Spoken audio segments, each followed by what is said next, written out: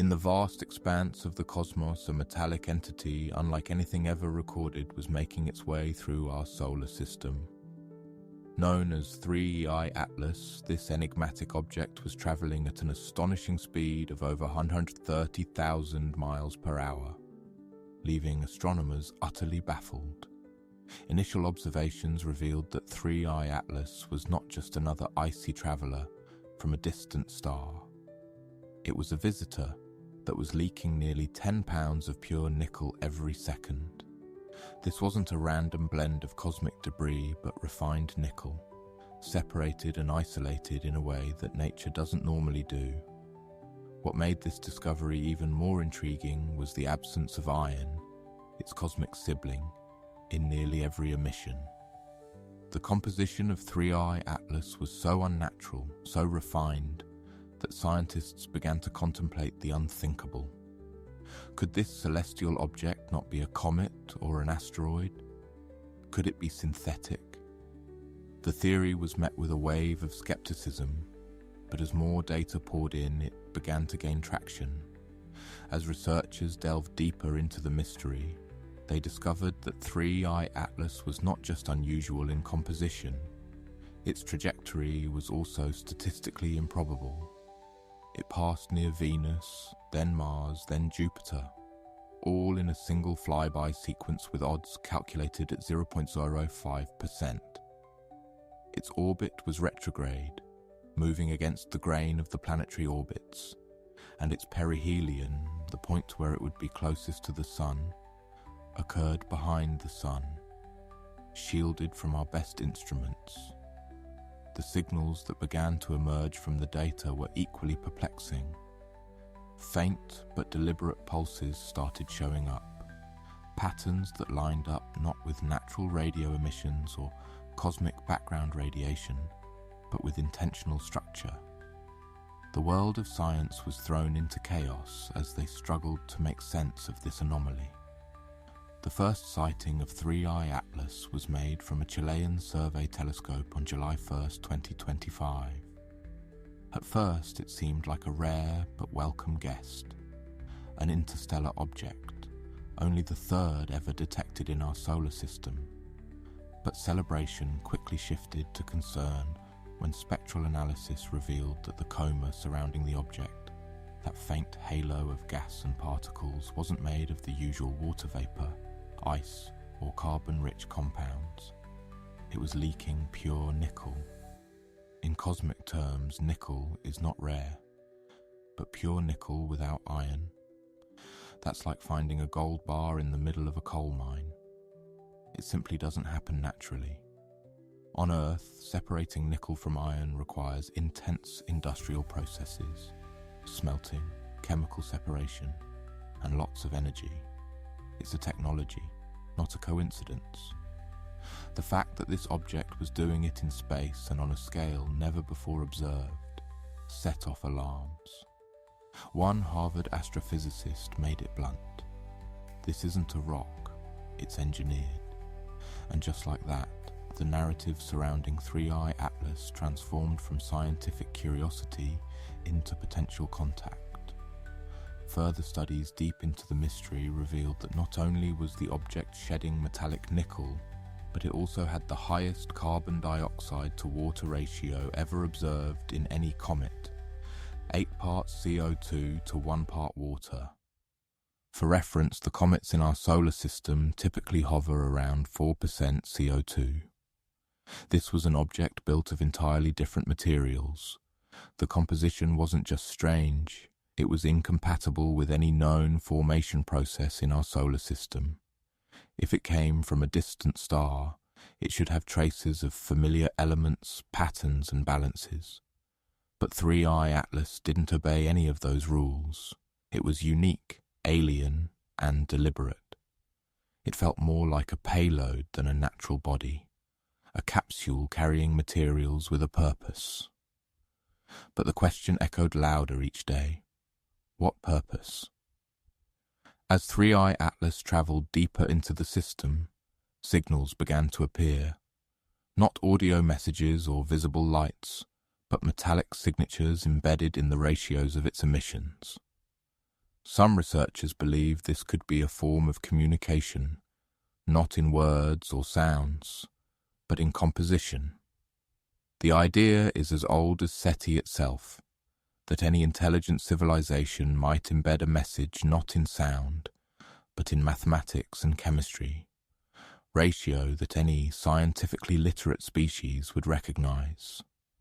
One theory proposes that the nickel-to-carbon ratio, the missing iron, and the extreme CO2 levels are part of an encoded sequence, a metallic Morse code embedded within the object's very structure, perhaps not a message meant to be read immediately, but a long-term transmission, a signal in physical form, one that would only be noticed by a civilization capable of advanced spectroscopy.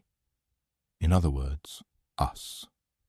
The idea that this could be a von Neumann probe, a self-replicating robotic scout, has resurfaced with renewed vigour. Because if the signal is meant to be interpreted, then the object is not a traveller, it's a test. Soon after the trajectory analysis went public, a series of subtle anomalies were reported by observatories tracking nearby asteroids. A cluster of objects in the asteroid belt began to show minute but measurable shifts in their paths. Shifts that couldn't be explained by solar radiation pressure, collisions, or any known gravitational interaction. The only common denominator. Each of these objects had recently passed within several million kilometers of 3I Atlas's trajectory. This hinted at something terrifying, localized gravitational manipulation. In other words, 3I Atlas's was affecting the space around it, in ways no natural object should. It wasn't just interacting with our system, it was changing it. Scientists at the European Space Agency called it gravitational whispering, a term used to describe gravitational distortions so faint they're almost untraceable, unless you're looking for them. The implications were massive. If 3I Atlases can alter the orbits of other bodies subtly and consistently, it might be mapping the gravitational topology of our solar system, or worse, probing how easy it would be to destabilize it. James Webb then delivered another piece of the puzzle, and it only made things darker. Using its unmatched infrared precision, the telescope measured not only the reflected heat from the sun on 3I Atlas's surface, but also internal emissions from within. The results defied every known law of passive thermodynamics. Instead of cooling as it moved away from the sun, the core of 3I Atlas's grew warmer. This pattern made no sense unless the object was generating heat internally. This was not heat from outgassing, friction, or radioactive decay. It was too steady, too uniform, and too controlled.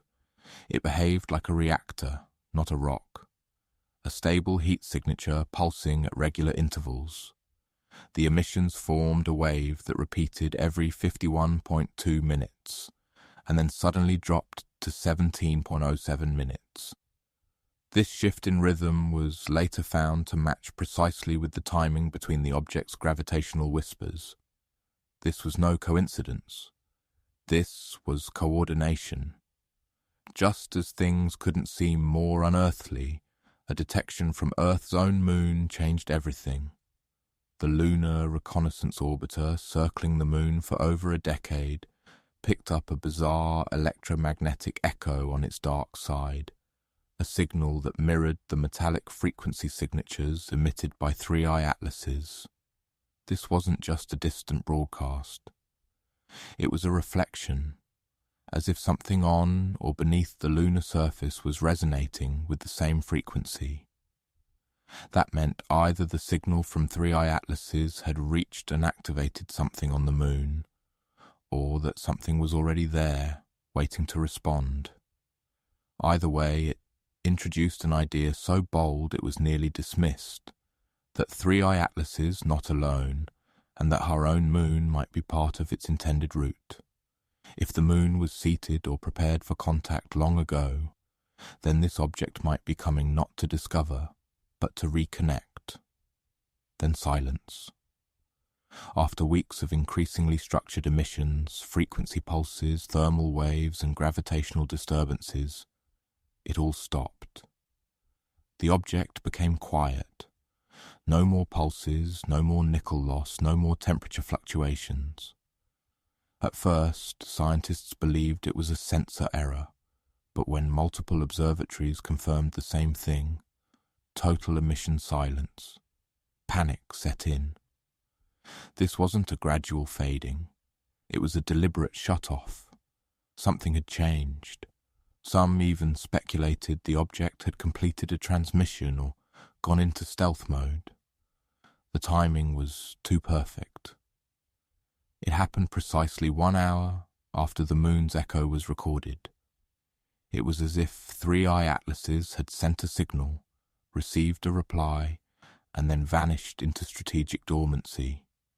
That's not behavior of an object, that's behavior of an intelligence.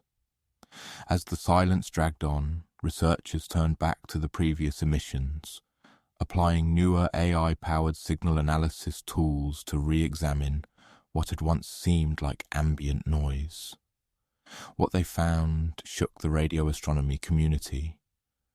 Buried within the earlier metallic signal streams were high-frequency microbursts, almost imperceptible without enhanced decomposition.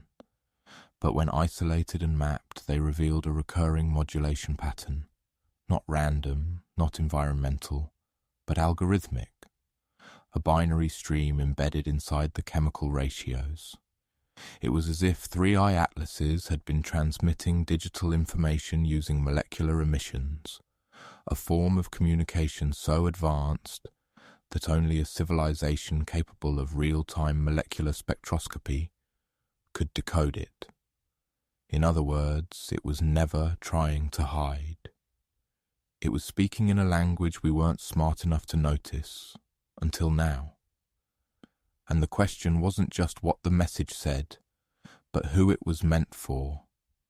The shock deepened when a comparative analysis of radio bursts from a completely unrelated object, a deep space fast radio burst catalogued as FRB212-124A, revealed an almost identical modulation structure to the microbursts found in 3-eye atlases, except this FRB came from a galaxy 400 million light-years away. By the implication, either this is a universal communication protocol, or both events are linked. And if they are linked, then 3-eye atlases isn't just a rogue traveller. It's part of something much bigger, a network, a system, or even a fleet. That realization sparked fears among global defense communities. If these objects are communicating across galaxies using chemical signatures, gravity pulses, and thermal rhythms, then we're not just witnessing an anomaly, we're witnessing an operation. As panic built in private corridors of power, one last event pushed things into total disbelief. During an attempt to recalibrate the Webb's optical instruments on 3-eye atlases, astronomers noted a strange lensing effect around the object, not from its mass, but from a field of interference. It distorted the background stars in a way similar to gravitational lensing, yet the object didn't have the mass to cause it. That led to one inescapable hypothesis. 3-eye atlases was surrounded by a form of energy manipulation or cloaking, an active field distorting light around it. This wasn't some drifting relic. This was a camouflage structure, a machine designed to move undetected until now. Even worse, the field wasn't constant. It pulsed at intervals that matched the microbursts found earlier, as if the lensing distortion was part of the signal itself, or perhaps a response to being observed, because when we looked at it, it looked back. Then came the moment no one expected, a coordinated sensor blackout. Over the span of 37 seconds, ground-based observatories in Hawaii, Chile, South Africa, Australia, and even Antarctica reported simultaneous telemetry errors when tracking 3-eye atlases. All instruments went dark for the exact same duration. Even satellites in orbit briefly lost line-of-sight data. It was as if something or someone had triggered a global sensor eclipse, temporarily blinding every eye watching the object. But here's the twist. 37 seconds after the blackout ended, a subtle shift in 3-eye atlas's trajectory was detected. It had changed course slightly, a deviation of just 0.008 degrees, insignificant for natural movement, but terrifying if intentional. Because if it was intentional, then 3-eye atlases didn't just know we were watching. It knew how we were watching, and it used that knowledge to disappear, adjust, and move. Not randomly, but with purpose. Just as the global sensor blackout was being brushed off publicly as a cosmic coincidence, an anonymous whistleblower claiming ties to the European Space Agency leaked an internal communication dated only hours after the incident. The document referenced an unauthorized data spike intercepted by military-grade infrared satellites, which had momentarily picked up what was described as a thermal bloom, with geometric symmetry originating from the object. The geometry, described in the report as a hexagonal radiative pattern, was unnatural. Symmetry at that level doesn't exist in cosmic outgassing. What does? Technology. The bloom lasted 1.3 seconds, just long enough to be recorded before 3-eye atlases resumed its silence. This thermal event, matched with the prior cloaking distortions, sent an undeniable message to those with clearance. Something is active, and it is hiding in plain sight. Simultaneously, something strange began to occur in Earth's own protective magnetic shell. Magnetometers in low Earth orbit registered a subtle fluctuation in the Van Allen belts. Earth's radiation shield right as 3-eye atlases aligned with our planet's orbital plane. The shift was small, but it was synchronized with the exact moment 3-eye atlases passed behind the sun and reappeared days later. Scientists described it as a magnetospheric hiccup, a phenomenon only previously observed during massive solar storms. But there were no solar storms, no flares, no explanation. Some suspect this wasn't an external coincidence, but an intentional test, as if 3-eye atlases was scanning, pinging, or mapping our planet's magnetic field for vulnerabilities. Others suggested something far worse, that it was mimicking our signature, learning to blend in, to become invisible within our own system. On August 8th, seismic sensors in the Indian Ocean detected a deep, ultra-low frequency vibration that didn't originate from tectonic movement or known maritime activity. The signature didn't behave like a natural quake or underwater volcanic activity. It pulsed rhythmically, like a sonar wave, repeating exactly every 12 minutes. What made this terrifying was its directionality.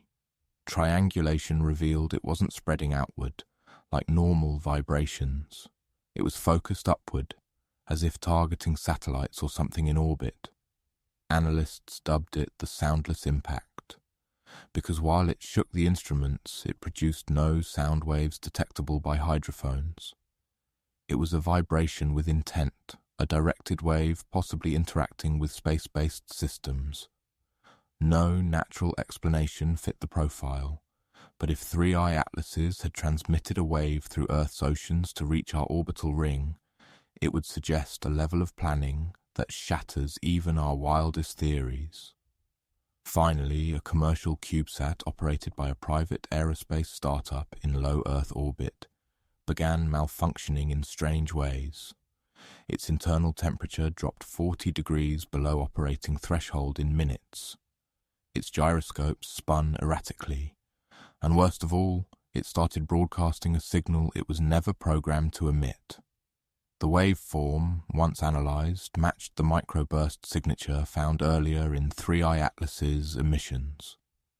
The CubeSat was repeating a signal, not one it recorded, but one it had somehow absorbed, and began echoing back. This meant 3I Atlases had not only reached Earth's orbit with its signal, it had seeded a relay.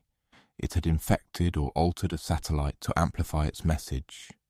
This wasn't a comet, it was a node, a machine, a messenger, or something far beyond both. And now it had used our own technology to complete its circuit. What began as a strange interstellar rock leaking metallic vapor has unraveled into something far beyond science, something that no observatory, no space agency, no military command was truly prepared to face. 3I Atlas is not just a traveller from another star, it is a system, a transmitter, a mirror, held up to our ignorance. Every signal, every emission, every distortion has whispered a message we chose not to hear. You were never alone. Its orbit defied physics. Its structure defied chemistry. Its silence was louder than any explosion in space. And when it began to seed its signal into our satellites, into our oceans, into our very magnetosphere, the fear turned from cosmic wonder to existential dread. Because this isn't the start of a conversation, it's the activation of one. The CubeSat that echoed its signal was not a malfunction, it was a handshake, a test, a trigger, and we passed it. So now we are left with a single staggering truth. 3I Atlases didn't come here to visit. It came here because it had been here before, because it knew where to go, because it knew who we were. And now that its message is in orbit, reverberating across the invisible threads of our planet's magnetic shell, we have to ask ourselves something terrifyingly simple. What happens when the reply arrives? If this video made your spine tingle even half as much as the scientists decoding this mystery, like, subscribe, and comment below what you think 3I Atlases really is. Because whatever it is, it's not done with us yet.